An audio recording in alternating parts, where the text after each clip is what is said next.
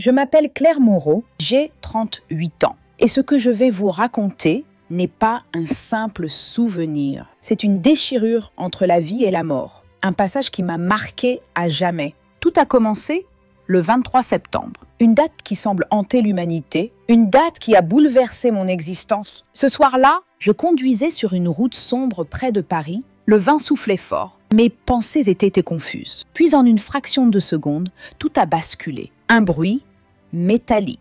Un choc brutal. Le silence. Je sentis mon corps s'éteindre. Mon cœur ralentir. Puis plus rien. Je flottais au-dessus de moi-même, comme suspendu dans un espace où le temps n'avait plus de sens. Je voyais les phares et essais brisés, le sang, les silhouettes des passants effrayés, mais en même temps je ressentais une paix étrange. Une lumière douce et éclatante m'attirait. Je voulais m'y plonger, m'y fondre. Et soudain, une présence, une voix d'une chaleur infinie, résonna dans cet espace hors du monde.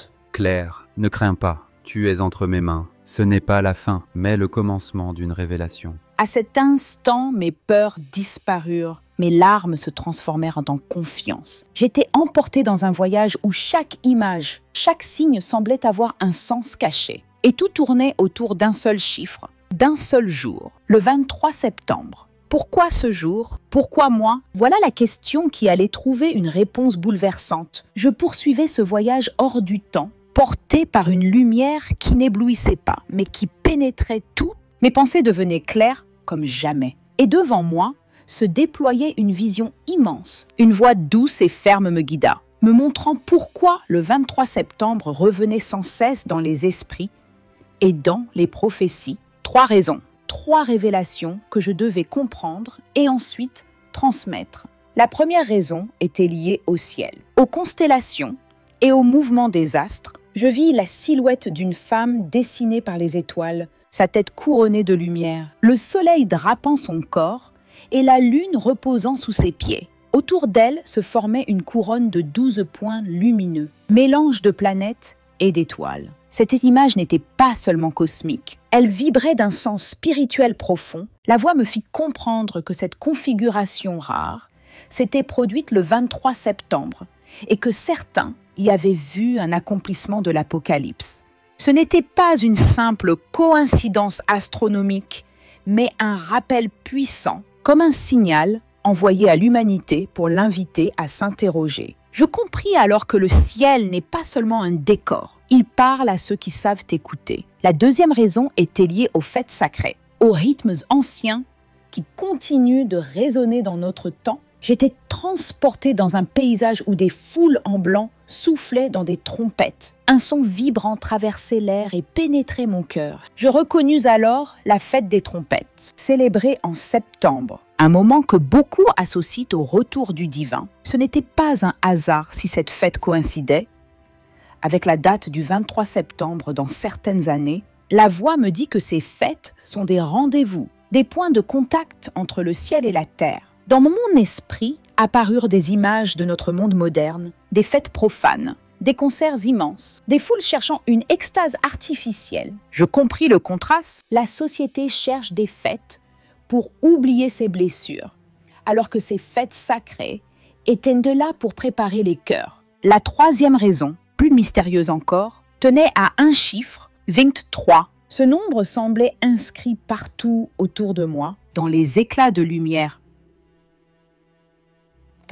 dans les pulsations de l'air. La voix me fit voir des scènes douloureuses de notre époque, des jeunes isolés dans leur chambre, prisonniers des écrans, perdus dans la dépression, certains choisissant de mettre fin à leur jour. J'ai vu des familles brisées par l'indifférence, des rues pleines de gens sans abri que personne ne regardait, des villes étouffées par la pollution et le bruit. Tout cela vibrait avec le nombre 23 comme un avertissement. Dans certains textes anciens, 23 liés au jugement et à la mort. Ce n'était pas une malédiction, mais un rappel. Une sirène d'alarme. Le 23 septembre est devenu un repère symbolique, un miroir où l'humanité doit se regarder en face. Alors que ces visions défilaient, mon âme tremblait. Était-ce un hasard? Était-ce une invention de mon esprit? Ou bien une vérité que je devais accepter? La présence lumineuse s'approcha encore et sa voix résonna dans ma conscience. Ne craigne pas les dates, mais comprends les signes.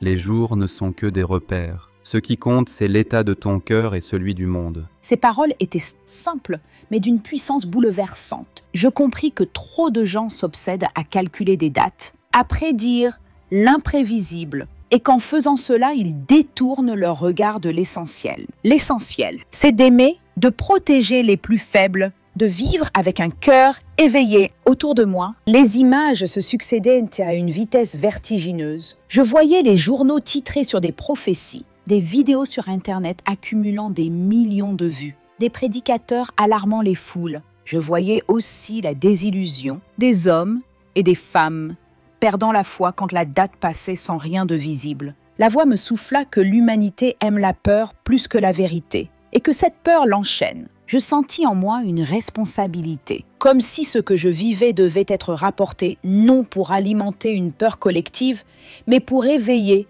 une conscience nouvelle. Je me rappelais ma propre vie, mes journées englouties par le travail, mes disputes familiales, ma fatigue accumulée. Tout cela paraissait insignifiant face à ce que je voyais. Le 23 septembre n'était pas une menace, mais une question posée à chacun. Sommes-nous prêts à ouvrir les yeux, à changer notre manière de vivre, à tendre la main aux autres? Je revoyais ma fille Élise, son regard innocent, et je compris que les générations futures porteraient le poids de nos choix. Le 23 septembre devenait pour moi le symbole d'une urgence, pas une date magique, mais une sonnette d'alarme pour dire à tous « Le temps est court. Ne perdez pas vos vies dans l'orgueil ou l'indifférence. » La lumière autour de moi pulsa plus fort, et je sentis que ce n'était que la première étape de mon voyage. 3 raisons m'avaient été révélées. Elles formaient comme 3 clefs, ouvrant une porte immense. Derrière cette porte se trouvait un avertissement encore plus grave, un message destiné non pas à moi seul, mais au monde entier. Mon cœur battait à nouveau, non pas de peur, mais d'attente. Ce que j'allais entendre ensuite, je le savais, allait transformer ma vision pour toujours. Je franchis cette porte de lumière, et aussitôt, une nouvelle révélation m'envahit. Plus intense encore, plus directe, la voix qui m'accompagnait prit une gravité que je n'avais jamais ressentie. C'était un avertissement, non pas seulement pour moi, mais pour l'humanité entière. Le message était clair, puissant, universel. Personne ne connaît le jour ni l'heure, ni les anges du ciel, ni les hommes sur terre. Ne te laisse pas tromper par ceux qui prétendent savoir. Ces paroles résonnaient comme un écho infini, traversant mon être, pénétrant jusqu'au plus profond de mon âme. Je compris alors que le danger ne venait pas seulement des guerres ou des catastrophes, mais aussi des illusions que nous fabriquons. Combien de fois l'humanité s'est-elle perdue à fixer une date précise, à croire aux prophètes devant le malheur, pour ensuite sombrer dans la déception quand rien ne se produisait. Je vis défiler devant moi des scènes du passé récent, des foules réunies dans des stades, attendant un signe qui ne venait pas, des familles vendant tout ce qu'elles possédaient parce qu'elles croyaient à la fin imminente, puis des visages détruits, la foi brisée, les larmes de ceux qui avaient cru et qui n'osaient plus espérer. La voix me montra aussi l'effet inverse. Ceux qui riaient, qui se moquaient, qui traitaient de la foi de mensonge. Ne laisse pas ton cœur être esclave de la peur ou de la moquerie. Regarde au-delà des dates. Vois les saisons, vois les signes. Je compris que l'humanité avait soif de certitude, qu'elle voulait maîtriser l'avenir comme on lit une horloge, mais que ce désir de contrôle la détournait de l'essentiel. Pendant que certains fixaient leur regard sur le calendrier, ils ignoraient les cris des pauvres, les solitudes silencieuses, les injustices criantes. Pendant que des vidéos en ligne accumulaient des millions de vues sur la fin du monde, des enfants mouraient de faim sans que personne ne les regarde. Alors la lumière se fit plus vive, et je ressentis une douleur douce, comme une vérité tranchante mais nécessaire. Le véritable danger, ce n'était pas que la fin arrive soudainement, mais que nous passions à côté de notre mission. Je ne t'ai pas donné de date pour satisfaire ta curiosité. Je t'ai donné des signes pour préparer ton âme. Les images qui défilaient maintenant me montraient notre époque. La France agitée par les manifestations, les jeunes perdus dans le virtuel, les familles divisées par le silence, la violence dans les rues, la peur de l'avenir économique, les menaces climatiques. Tout cela formait un tableau de confusion. Le monde se fixait sur des prédictions spectaculaires, alors que les vrais signaux étaient sous ses yeux. Je me rappelais les livres, les prédications que j'avais entendues dans ma jeunesse, tous ces calculs qui tentaient de déchiffrer la fin des temps. Beaucoup s'étaient trompés, et chaque erreur laissait derrière elle une traînée de désespoir. Jésus me montrait que ce n'était pas un hasard. L'obsession des dates détruit la foi. Car quand la date passe et que rien n'arrive, le cœur se ferme. La confiance se brise. Une date mal choisie peut détruire plus de foi que le silence. Reste sobre, reste vigilante. Ne dors pas, mais ne cours pas après les illusions. Mes yeux s'ouvrirent sur une vérité dure, mais libératrice. Il vaut mieux vivre chaque jour dans l'attente active, dans l'amour, dans la justice, plutôt que de chercher désespérément un jour précis. Si je mets mon espoir dans une date, je risque de le perdre. Mais si je mets mon espoir dans l'amour divin et dans ma capacité à transformer le monde autour de moi, alors je ne serai jamais déçu. Je sentis mes propres souvenirs revenir. Mes années passées à courir après les objectifs de carrière, les promotions, les chiffres, comme si ma vie dépendait d'un calendrier invisible. Je compris que j'avais commis la même erreur que ceux qui fixaient la date de la fin. Je m'étais accroché à des échéances artificielles au lieu de vivre l'instant présent avec sens. Alors, dans cette lumière, je tombais à genoux, bouleversée. Ce n'était plus seulement une expérience spirituelle, c'était une confrontation avec ma propre vie. Je n'avais pas besoin d'une date pour savoir que je devais changer. J'avais besoin d'un cœur nouveau. Ne regarde pas l'horloge, regarde les gens autour de toi. Car chaque instant est une occasion de m'aimer et de les aimer. Ce message vibrait en moi comme une vérité absolue. Et je compris que ce que je vivais n'était pas une vision pour me faire peur, mais une invitation à l'action. Le monde avait besoin de moins de spéculation et de plus de compassion, moins de calculs et plus de justice, moins de prédictions spectaculaires et plus d'amour véritable. Je savais alors que la révélation ne s'arrêtait pas là. J'étais prête à entendre la suite, à recevoir l'enseignement sur les prophéties véritables, celles qui éclairent et qui libèrent. Mon cœur battait, non plus de crainte, mais d'espérance. La lumière devint plus stable, comme une respiration calme après la tempête. J'avais reçu un avertissement, puis un enseignement. Maintenant, je sentais que ce qui venait allait être plus concret encore. On ne me parlait plus de dates ni de calculs, mais de signes visibles, des repères clairs pour reconnaître la marche du temps. J'entendis la voix douce revenir, sans éclat tonitruant, mais avec une chaleur intime, presque comme un père qui parle à son enfant. Les prophéties sont des flambeaux pour ton chemin. Elles ne sont pas des chaînes pour ta peur. Ces mots simples suffirent, je n'avais pas besoin de plus, car leur force était dans leur simplicité. Je vis alors défiler des images de notre monde, des journaux titrant sur des crises, des foules inquiètes, des familles qui ne se parlent plus. Mais à travers tout cela, une main invisible me montrait que ce n'était pas le chaos pour le chaos. Chaque fracture, chaque douleur portait le signe d'un monde en travail, comme des douleurs d'enfantement. Je compris que les prophéties ne servaient pas à effrayer, mais à donner du sens. Quand un séisme secoue la terre, ce n'était pas seulement une catastrophe physique, c'est aussi une invitation à se rappeler que tout ce que nous bâtissons peut s'effondrer. Quand une famine survient, ce n'est pas seulement un manque de nourriture, c'est le miroir de notre incapacité à partager. Quand une guerre éclate, ce n'est pas seulement des armées qui s'affrontent, c'est le reflet de nos colères intérieures non guéries. La voix se fit entendre encore une fois, sobre, sans insistance. Ce qui se passe au dehors révèle ce qui se passe au dedans. Alors tout devint clair. Je n'avais pas à passer ma vie à décoder des chiffres, mais à regarder mon propre cœur et celui du monde.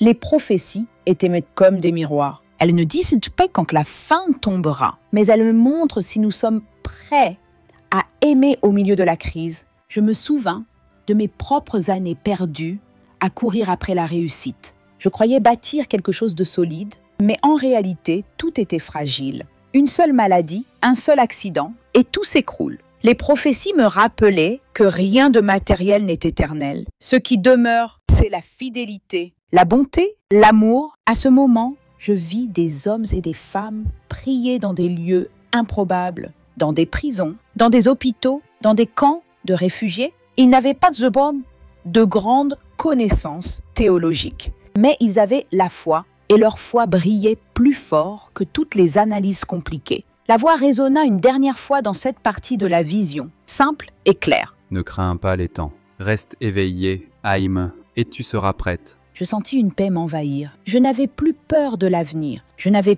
plus besoin de date. J'avais besoin d'un cœur éveillé. Et je savais que l'enseignement ne s'arrêtait pas là. J'allais maintenant découvrir les 4 signes que l'on m'avait promis, les signes majeurs qui précéderont la fin des temps. Mon âme se tenait prête, non plus tremblante de peur, mais ouverte à l'espérance. Je fus entraînée dans une vision d'une ampleur telle que mes yeux ne savaient où se poser. L'espace autour de moi n'était plus ni ciel ni terre, mais un horizon immense où défilaient des images brûlantes, des scènes qui se gravaient dans ma mémoire comme des marques de feu. La voix m'avait annoncé 4 signes, et je les voyais maintenant, clairs, terribles et lumineux tout à la fois. Le premier signe concernait le monde entier. Je vis des cartes se colorer de rouge, des frontières se déchirer, des armées en marche, des foules en fuite. J'entendais le bruit des bombes, les cris des blessés, le désespoir des réfugiés. Je vis aussi la nature s'agiter avec violence. Des tremblements de terre secouaient des villes entières.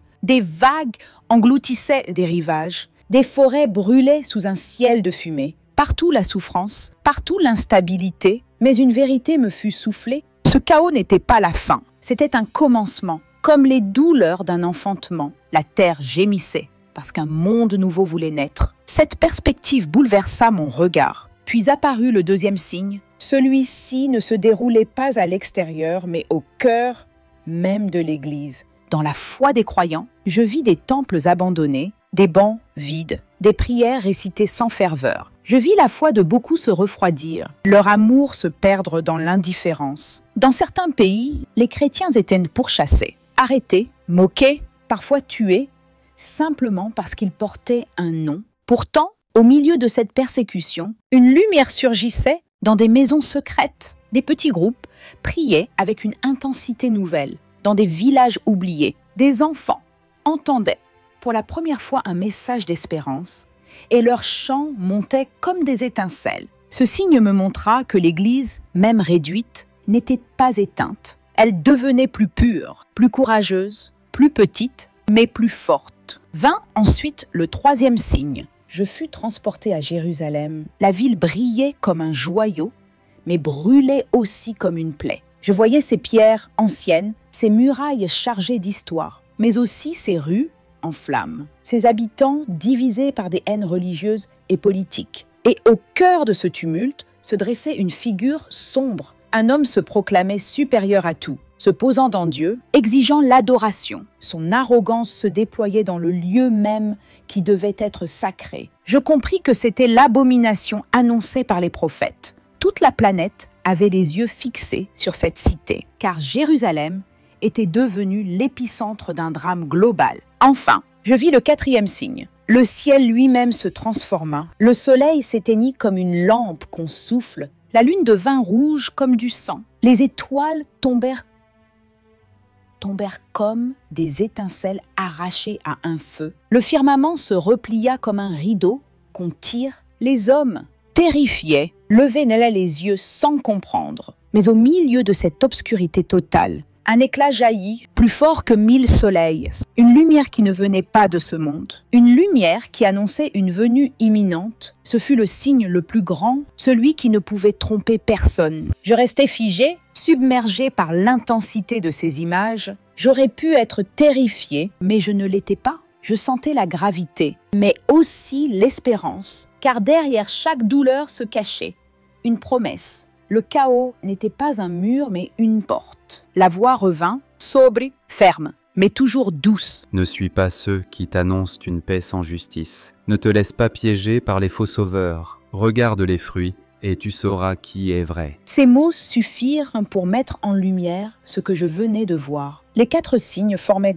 une croix. La terre, l'Église, Jérusalem, le ciel, tout était touché. Aucun domaine n'était épargné. Et dans chaque domaine, un avertissement et une espérance. Je pensais alors à notre monde actuel, les guerres qui se multiplient, les désastres climatiques, la perte de repères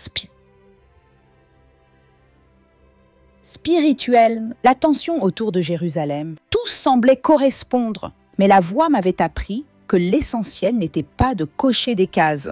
L'essentiel était de rester éveillé, de vivre chaque signe comme une invitation à changer. Je revis ma fille Élise. Son visage enfantin se superposait aux visions sombres. Je compris que je ne devais pas transmettre la peur, mais l'espérance. Car les signes existent non pour terroriser, mais pour préparer. Ils sont des alertes, mais aussi des promesses. Ils disent que quelque chose de plus grand approche, qu'il faut garder la foi au milieu du tumulte. Alors la lumière m'enveloppa encore une fois. Mon voyage n'était pas terminé. Après ces révélations, je sentais qu'une étape décisive arrivait. Je devais revenir à la terre. Mon corps m'attendait. Et avec lui, une mission nouvelle. Témoigner de ce que j'avais vu. Tout à coup, le décor changea. La lumière s'adoucit, puis devint plus lointaine. J'eus la sensation que mon voyage approchait de son terme. Mon âme, qui jusque-là planait dans l'éternité, commençait à sentir l'appel d'un autre monde. Plus lourd, plus douloureux, plus matériel. C'était l'appel de la terre. Je compris que le moment était venu de revenir. Je flottais encore un instant, suspendu entre deux réalités. Devant moi, le paysage lumineux se refermait comme une porte qui s'éclipse. Derrière moi, j'entendais des voix humaines,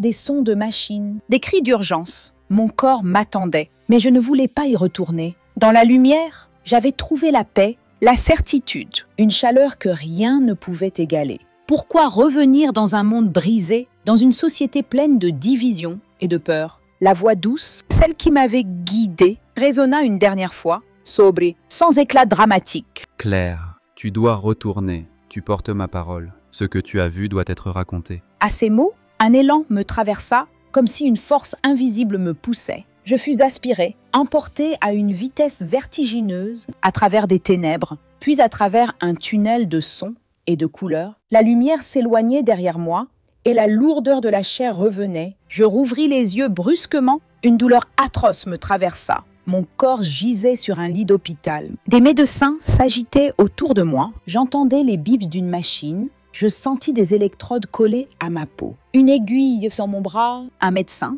les yeux écarquillés, murmurait à une infirmière que mon cœur avait cessé de battre pendant plusieurs minutes. Il n'arrivait pas à comprendre comment j'étais revenue. Je voulais leur parler, leur dire ce que j'avais vu, mais ma bouche était sèche. Ma voix brisée, seules quelques larmes coulèrent.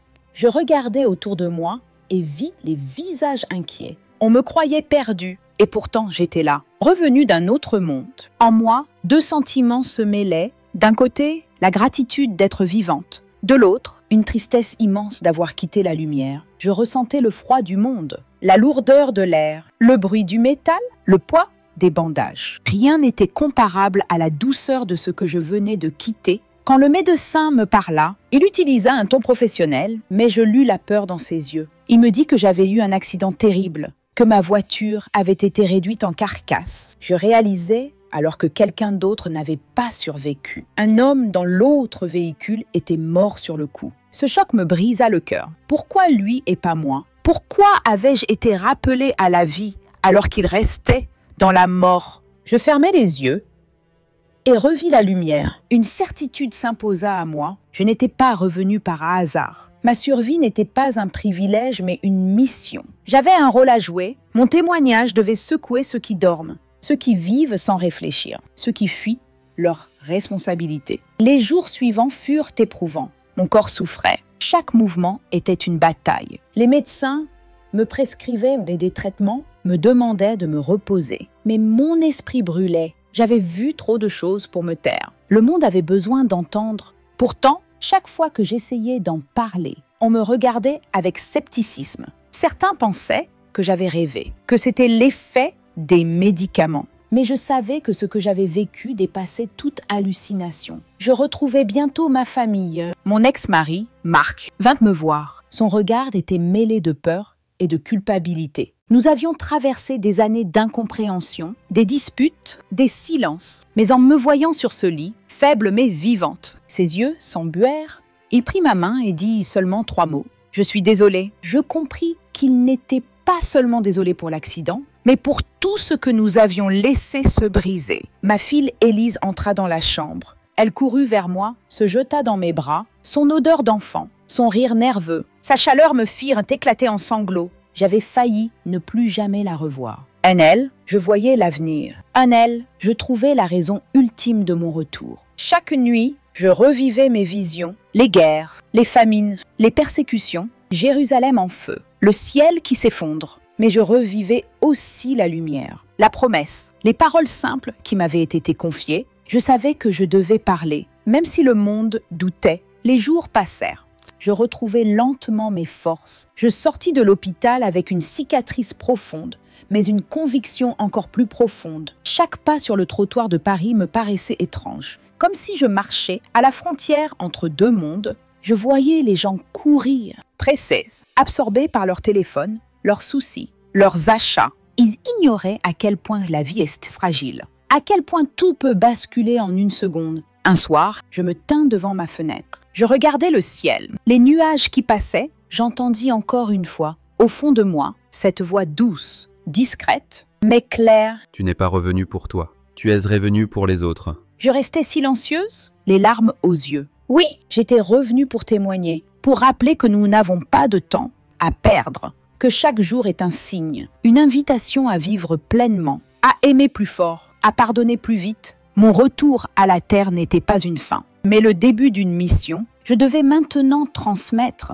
sans peur, ce que j'avais vu et entendu. Ma voix tremblait encore, mais mon cœur brûlait, et je savais que rien ne serait plus jamais comme avant. Les semaines passèrent, et je repris peu à peu des forces, mais en moi, quelque chose avait changé pour toujours. Je n'étais plus la femme que j'avais été avant l'accident. J'avais traversé la mort, j'avais vu la lumière, j'avais entendu des paroles qu'aucun être humain ne peut oublier. Désormais, ma vie entière n'était plus qu'une réponse à cet appel. Je me mis à écrire chaque détail de ce que j'avais vu, chaque mot, chaque image. C'était comme si ma mémoire s'était ouverte, comme si tout restait gravé en moi sans la moindre perte. Mais plus j'écrivais, plus je réalisais que mon témoignage ne devait pas rester seulement sur du papier. Il devait être incarné dans ma vie quotidienne. Je devais vivre autrement, aimer autrement, pardonner autrement. Un soir, Marc revint me voir. Nous étions assis face à face dans mon salon. Le silence pesait. Nous avions tant de blessures accumulées. Puis il me dit, la voix basse, qu'il ne reconnaissait plus la femme qu'il voyait devant lui. Il disait que mes yeux avaient changé, qu'il y voyait une douceur qu'il n'avait jamais connue. Je lui pris la main et je lui parlais de ce que j'avais vu, non pas dans les détails les plus mystérieux, mais dans l'essentiel. Je lui dis que la haine et le ressentiment n'avaient plus de place dans mon cœur, que je lui pardonnais, ses larmes coulèrent. Et dans ce moment fragile, j'ai compris que le pardon libère plus que n'importe quelle arme. Avec ma fille Élise, tout prit un nouveau sens. Chaque sourire, chaque geste, chaque conversation devint un trésor. Elle me demandait souvent pourquoi je pleurais quand je la regardais jouer. Je lui répondais simplement que ses rires étaient la preuve que la vie vaut d'être vécue. Je la serrais dans mes bras, en silence. Remerciant Dieu de m'avoir donné une seconde chance, je pensais aussi au monde autour de moi. Je voyais la société courir après le succès, la richesse, les distractions. Et je voulais leur crier que tout cela est fragile, qu'un souffle suffit pour que tout s'écroule. J'avais vu des visions terribles, mais j'avais surtout reçu un message d'espérance. L'essentiel n'était pas de craindre, mais de se préparer. Et se préparer, cela veut dire aimer. Sois la lumière dans l'obscurité, aime sans mesure. Pardonne même l'impardonnable. Ces mots résonnaient en moi comme une boussole. Chaque fois que je me sentais découragée, je me rappelais cette voix et je retrouvais la force de continuer. Je n'avais pas besoin de convaincre tout le monde. Je devais juste témoigner. Un jour, j'eus l'occasion de parler devant un petit groupe à l'église de mon quartier. J'étais hésitante. Ma voix tremblait. Mais quand je commençais à raconter mon expérience, un silence profond envahit la salle. Je vis des larmes couler sur des visages que je ne connaissais pas. Ce n'étaient pas mes paroles qui touchaient, c'était la vérité derrière elles. Et à ce moment, je compris que ma mission commençait réellement. Je parlais de ce que j'avais vu, mais surtout de ce que j'avais compris, que la vie est courte, que la mort n'est pas la fin, que la haine détruit, mais que l'amour restaure. Je dis à ceux qui m'écoutaient que nous devons être vigilants non pas sur un calendrier, mais sur notre cœur. que nous devons vivre chaque jour comme un don, non comme un fardeau. Après cette rencontre, des inconnus vinrent me parler. Une femme me confia qu'elle pensait mettre fin à ses jours, mais qu'en entendant mon témoignage, elle avait retrouvé une lueur d'espérance. Un homme me dit qu'il n'avait pas parlé à son frère depuis 10 ans et qu'il voulait l'appeler le soir même pour se réconcilier. J'étais bouleversée. Je réalisais que même une seule parole partagée pouvait sauver une vie. Mes nuits restaient marquées par mes visions. Parfois, je revivais les tremblements de terre, les guerres, les ténèbres du ciel. Mais dans mes rêves, je revoyais aussi la lumière et j'entendais cette voix. Et à chaque fois, elle répétait avec douceur que je n'étais pas revenue pour moi. Mais pour les autres, je commençais à parler plus largement, à témoigner dans des réunions, puis dans des vidéos. Je recevais des messages de gens qui m'écrivaient de toute la France, parfois même de l'étranger. Certains doutaient, d'autres croyaient, mais tous étaient touchés. Et moi, je me sentais petite, insuffisante. Pourtant, je savais que mon rôle n'était pas d'être parfaite, mais d'être fidèle. Mon message à chacun était simple. N'attendez pas demain pour changer, car demain n'est pas garanti. N'attendez pas un signe spectaculaire pour croire, car les signes sont déjà là, dans la souffrance de vos voisins, dans le sourire de vos enfants, dans la fragilité de votre souffle. Je terminais souvent mon témoignage par cette phrase qui venait de mon cœur. Je suis revenue pour vous dire que la vie n'est pas une course, mais une préparation à aimer, à pardonner, à espérer. Et que celui qui tient bon, celui qui garde la foi, celui-là ne sera jamais abandonné. Ce soir-là, en me couchant, je regardais encore une fois ma fille endormie. Je posais ma main sur son front